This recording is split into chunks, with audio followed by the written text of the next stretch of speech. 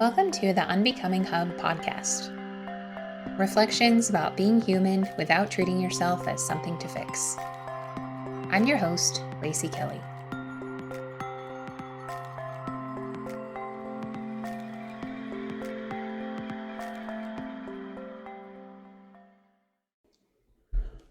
I've noticed a common theme in some of my sessions as of late. And it's always interesting to me when a common theme shows up because, obviously none of my clients interact with each other. None of my sessions have anything to do with each other. And sometimes everyone's talking about a similar fear or a similar experience, which is always so curious to me. The theme that I've noticed lately is the idea, it sounds something like this. I'm afraid to feel happy or joyful because if I feel it, I don't want it to go away. Or I'm afraid to feel happy because I know it won't last. Or sometimes even, I'm afraid to feel joyful because then I'll just feel guilty about it. But I would say the most common phrase that I hear is, it won't last. And just a peek behind the curtain as a therapist, sometimes when I hear clients say certain things that are an obvious truth, but that seem to hold a different kind of emotional weight, I get a little frozen. Sometimes I can hear in a client's voice or see in their eyes that they're hoping for me to reassure them, or they're looking to me to tell them what they're saying isn't true. And when I hear things like, it won't last, I have one of those moments where I see the pleading in the eyes for me to reassure, or the subtle hint of desperation in the voice that tells me they want me to tell them it's not the case, it's not true, it will last. And sometimes I just sit there a little frozen because I know what they're looking for and I know I can't actually provide that because it would be a disservice to them. It would be a lie. It wouldn't be helpful. And sometimes what I really want to do is just say, that makes sense because it won't last. And depending on the situation or the client or the tone of the session, I'll say it that directly, or I'll find a way to say it that's not that direct, or, whatever it might be clinically appropriate at the time. But it's true. It won't last. Feel happy and joyful, and then you won't. I think in my life, I used to be kind of the queen of avoiding happiness and joy. I would be distracted a lot. I'd be doing things a lot that were exciting or fun. But that's not true happiness or joy. Happiness and joy is more of a soul feeling than a surface level. Well, maybe just joy. Joy is like a soul heart feeling. It sits deeper in your core. And I used to avoid that feeling unknowingly. It's not like, I would feel joy and then think, oh, I got to get away from this. It just really wouldn't come up. It just wouldn't even come up in my life. And in hindsight, I really didn't have a lot of capacity to experience more positive emotions.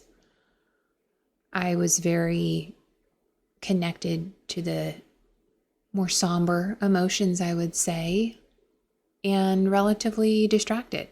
I was just kind of always bouncing around doing different things, a way to avoid feeling altogether, perhaps. And that sense of all that avoidance of feeling in general, but definitely joy, kind of sat in the same fear. Well, if I feel it, then it's going to go away. I remember I was in a yoga nidra class once, and I was in a really deep meditative state. And inside the meditative state, I felt such profound joy and peace. And coming back to the room, I was brought to tears for two reasons. One, experiencing that much joy and peace and really feeling it in my body, maybe for the first time, I don't know, was profound. And then immediately came grief. I want to go back. I don't want to be here with all this. I want to go back to where I just was in my meditative bliss. And one of my yoga teachers used to call this bliss chasing the bliss. Because truly, it's like when you feel that feeling, it's like, oh, I want more of that. I want to feel that.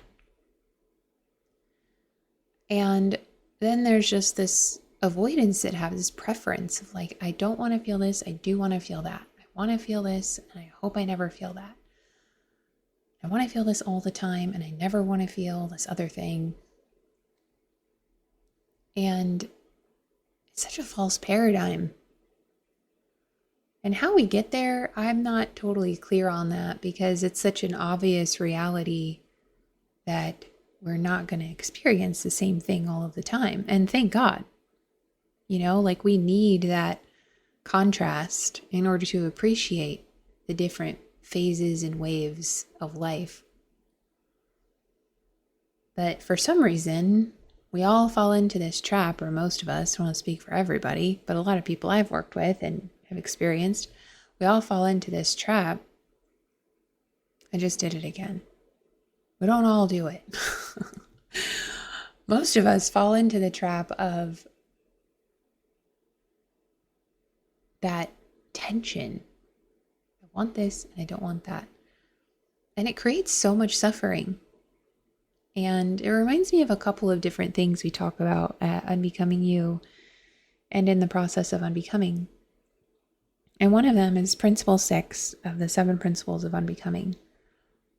Change is constant and nothing is permanent. And I think it can be so helpful to apply that to our emotional landscape, the experiences we have. You're right, nothing is permanent. So your happiness, your joy, it's not going to last.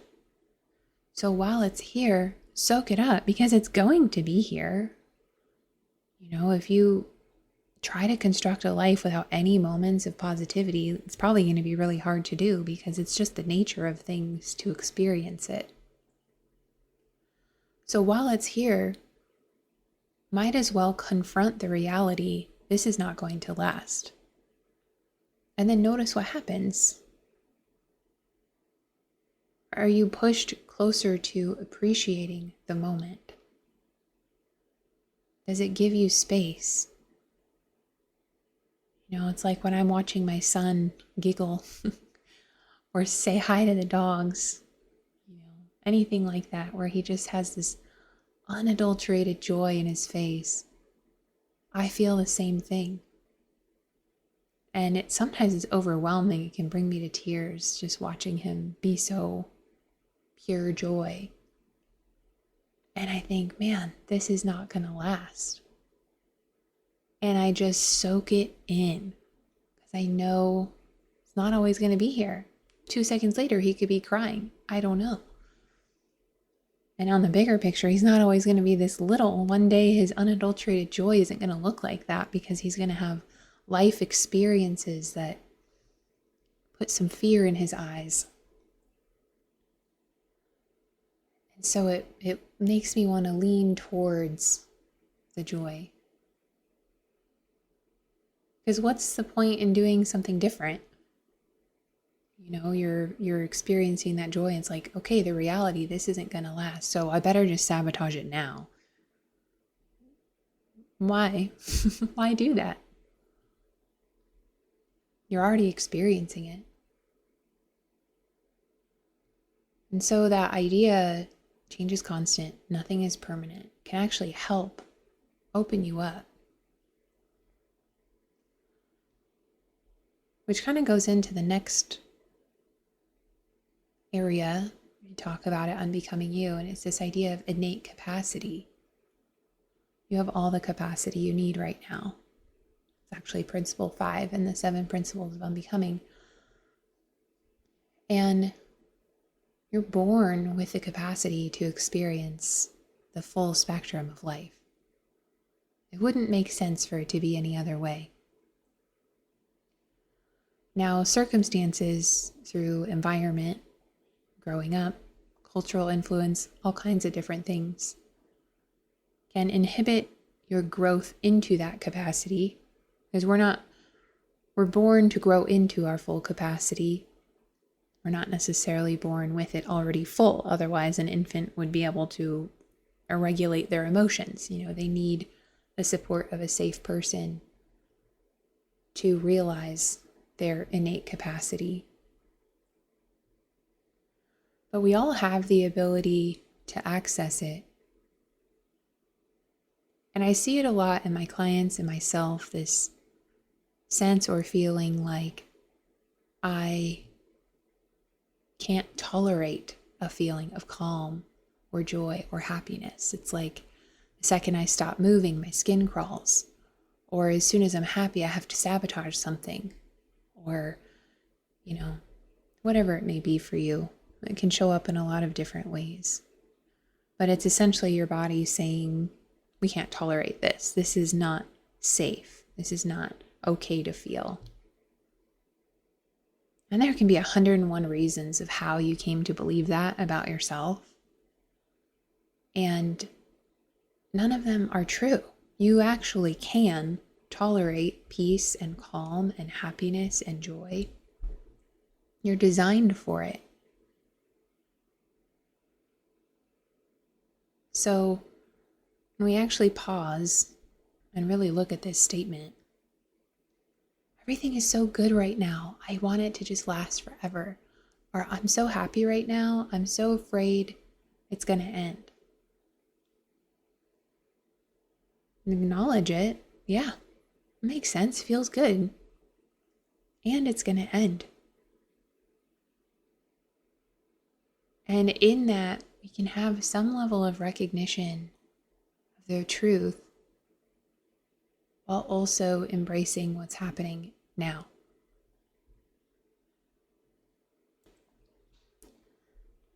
So this is just more food for thought in the process of unbecoming.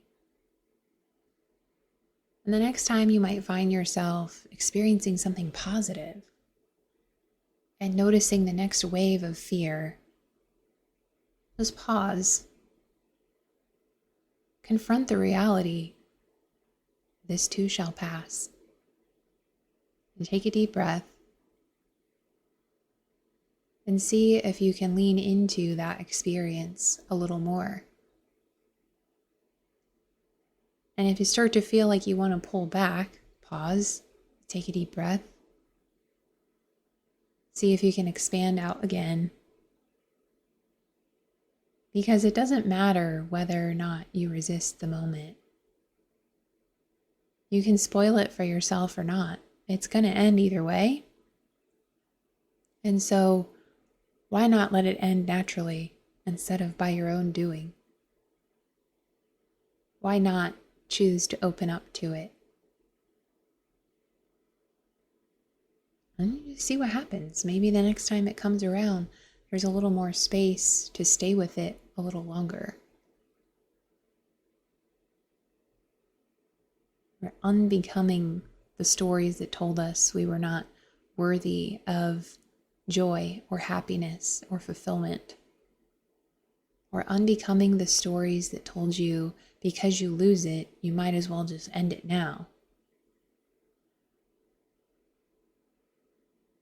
Instead, pause, open up, see what it feels like.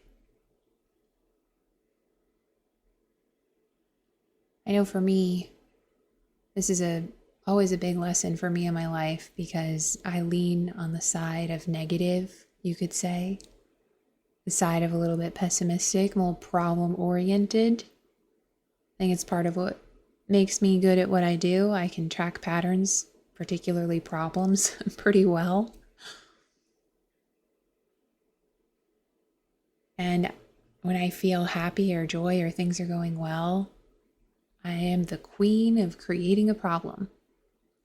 And it's something that I've really had to work with, especially in my marriage. It's like, things are going well. Let me find a new thing to pick apart. And slowly over time, I've learned I actually do have the capacity for things to be going well because I have that innate capacity. We all do. It's vulnerable and it can be scary to let things go well because then you can lose them. But again, it's going to end either way. My husband and I are going to have another fight. It's going to happen. It's okay. And what I've learned with it too is that when I can stay more open in the moments instead of finding the problem or whatever it may be, and I'm expanding that capacity, accessing that capacity to hold the good, there's like an underpinning of okayness that settles into the body over and over. It's just like an underpinning as you access that innate capacity, this underpinning of I'm okay settles beneath all of it. So those waves can come and go of the bad and the good and the good and the bad. And underpinning all of it is this sense, I'm okay. Because I trust I have the innate capacity to hold it all.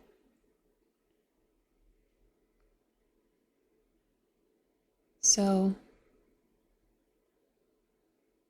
more process of unbecoming. So the next time you find yourself thinking, oh, it's not going to last,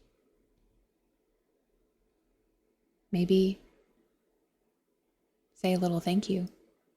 Thank God. Because if it didn't end, how would I even know it exists? I think that's it for today. We'll see you next time.